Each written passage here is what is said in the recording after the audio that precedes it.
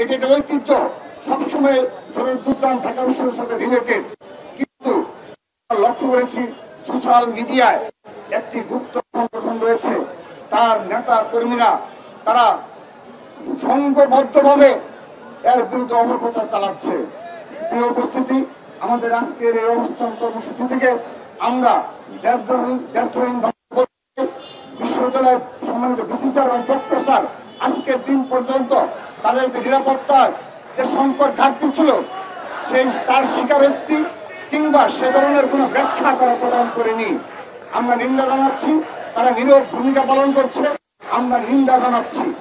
সম্মানিত উপস্থিতি, সেই সাথে আজকের এই কর্মসূচির মাধ্যমে আমাদের যে নিরাপদ ক্যাম্পাসের দাবি, সেই নিরাপদ ক্যাম্পাসের দাবিতে ইতিমধ্যে তাদের দুই একটি পদক্ষেপ আমরা লক্ষ্য করেছি।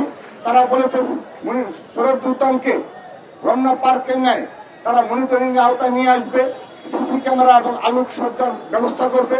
আমরা তাদের সে কথা আশ্বস্ত হতে চাই। কিন্তু নিরাপদ ক্যাম্পাসের দাবিতে আরো অনেকগুলো বিষয় রয়েছে, সেই বিষয়গুলোতে তাদের কোনো মনোযোগ রয়েছে কিনা সে বিষয়ে সংশয় রয়েছে আমাদের। সেজন্য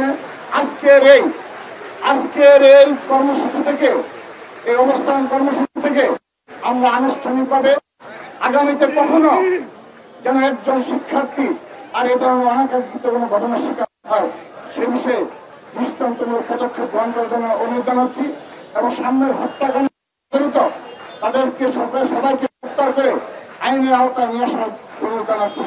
প্রিয় উপস্থিতি, আমি এখন বেশ কয়েকটি বিষয়ে আপনাদের অবতারণা করতে চাই যে কেন বাংলাদেশের ছাত্র রাজনীতি সোহাগ, আমি তোমাকে লাস্টবার মতো সতর্ক করছি, লাস্ট ওয়ার্নিং।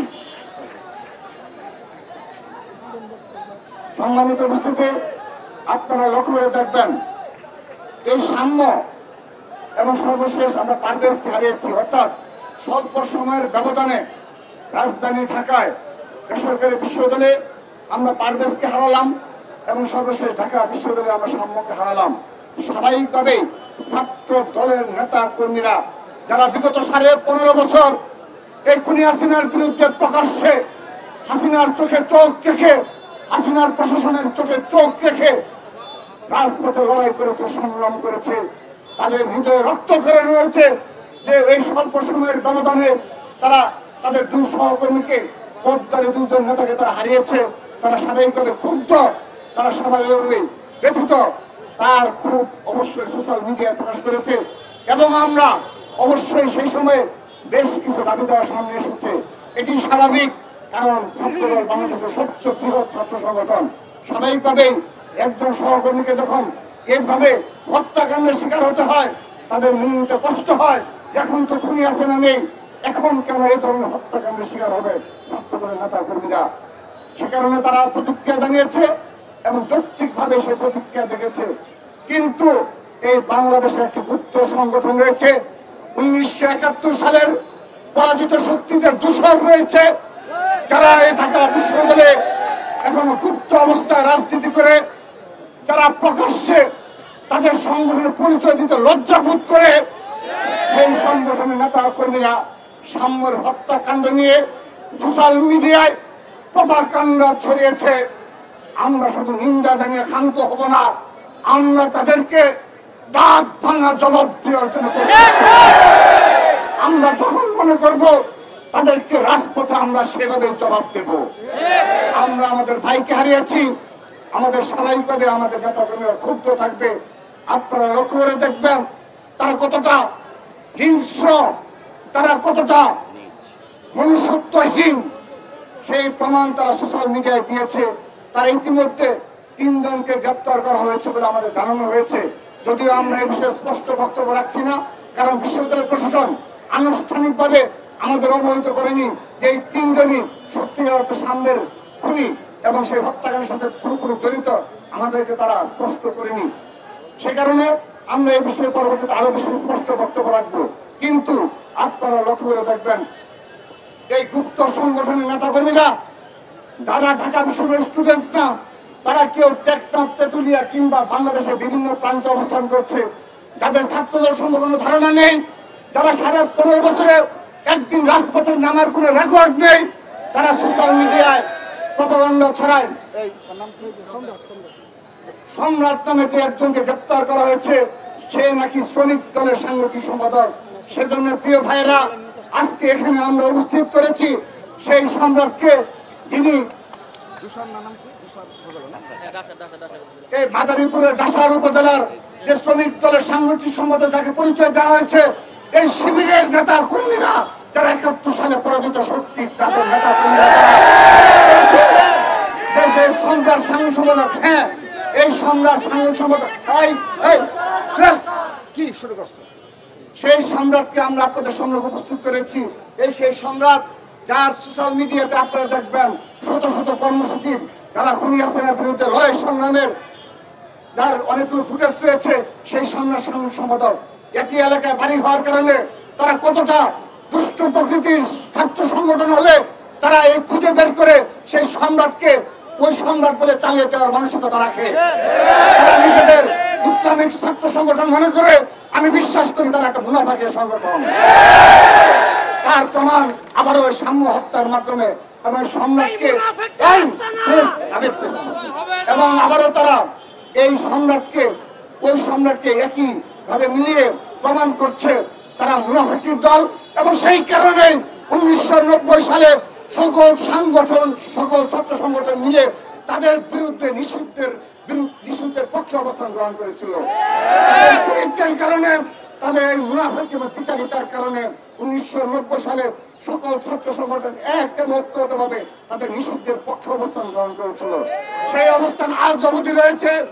আমরা বিশ্বাস করি তাদের এই অপকর্ম এবং এই ধরনের দ্বিচারিত চরিত্রের কারণে, মিথ্যাচারীর কারণে, এবং তারা যে ভোট বাহিনী সোশ্যাল মিডিয়ায় করে তুলেছে, তারা হয়তো মনে করে থাকতে পারে,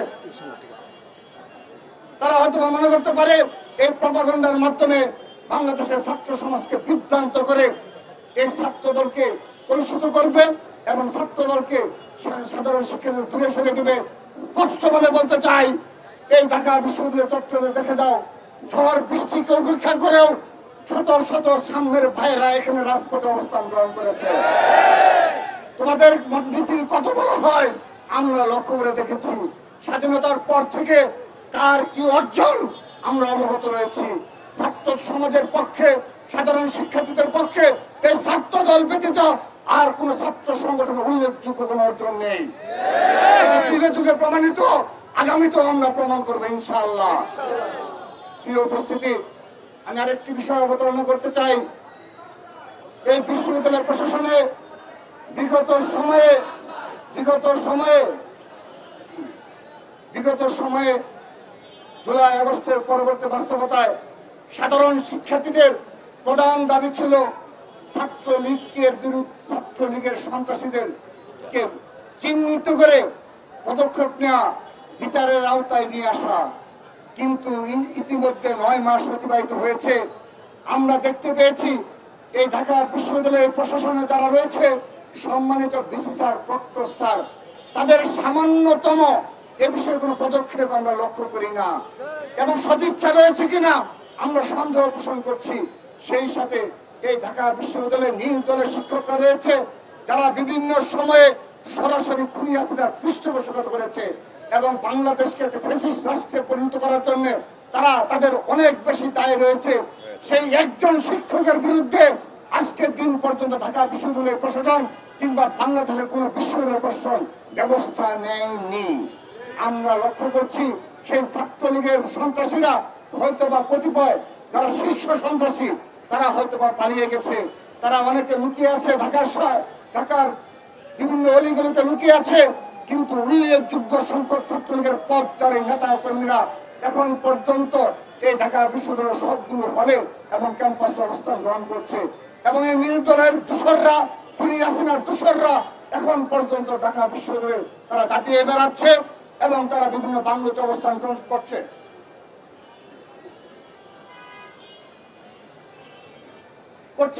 কিন্তু আজকের দিন পর্যন্ত আমরা দেখেছি ঢাকা বিশ্ববিদ্যালয়ের প্রশাসন একজন শিক্ষককে নিয়েও তারা কোনো ব্যবস্থা গ্রহণ করার সাহস রাখে না।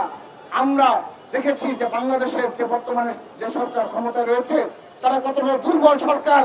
এই ঢাকা শহরে আনাচে কানাচে ছিনতাই হচ্ছে, চুরি রাহাজানি এবং হত্যাকাণ্ডের ঘটনা ঘটছে, কিন্তু সেখানে প্রশাসন নির্বিকার।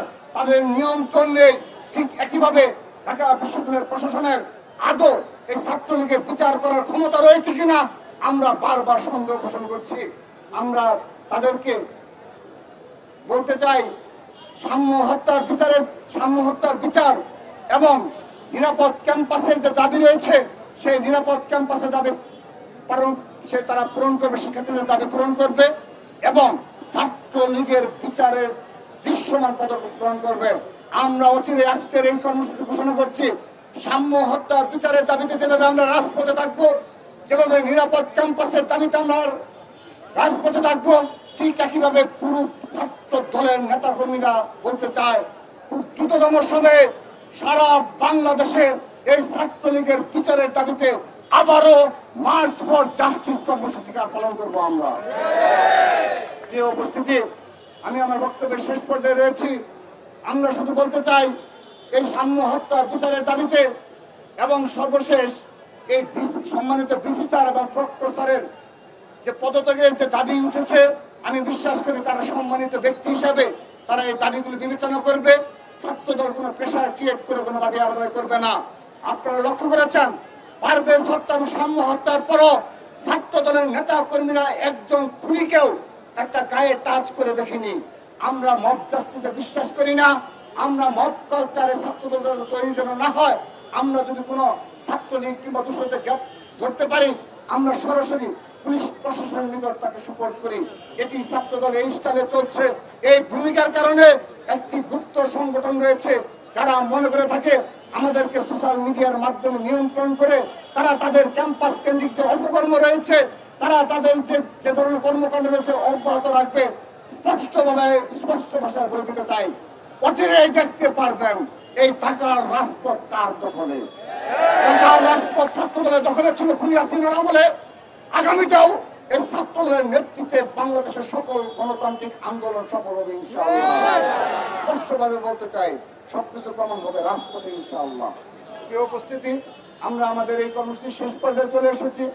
আজকের এই কর্মসূচি থেকে আমরা নিরাপদ ক্যাম্পাসের দাবিতে সম্মানিত বিসি স্যারকে অনুরোধ জানাচ্ছি, দৃশ্যমান পদক্ষেপ আমাদেরকে দেখাতে হবে এবং সাধারণ শিক্ষার্থীদের যে নিরাপদের যে বিষয়টি এসেছে এবং সাম্য হত্যার সত্যিকারের খুনি কারা, সত্যিকারের অর্থে কারা এই খুনের সাথে জড়িত, তাদের নাম প্রকাশ করতে হবে, সিসি ক্যামেরা ফুটেজ প্রকাশ করতে হবে এবং তারপর আমরা বিশ্বাস করব যে এই যাদেরকে গ্রেপ্তার করা হয়েছে তারা এই সাম্যর আসল খুনি। এবং সেই বিষয়ে দ্রুততর সময়ে তাদের স্পষ্ট বক্তব্য এবং বিবৃতি আশা করে আজকের এই কর্মসূচি শেষ করছি। আবারও বৃহত্তর কোনো কর্মসূচি ঘোষণা করব, আমরা তারপর সেটি বলে দেবো। সবাইকে ধন্যবাদ। সকল ছাত্র দলের নেতা কর্মীদের কৃতজ্ঞতা জানাচ্ছি। প্রিয় সাংবাদিক ভাইরা, আপনারা এই 2 দিন ধরে অনেক পরিশ্রম করে এই সাম্য হত্যার বিচারের দাবিতে যে ধরনের কর্মসূচি পালন করা হচ্ছে, সবগুলো কর্মসূচি আপনারা কষ্ট করে আমাদের পাশে রয়েছেন।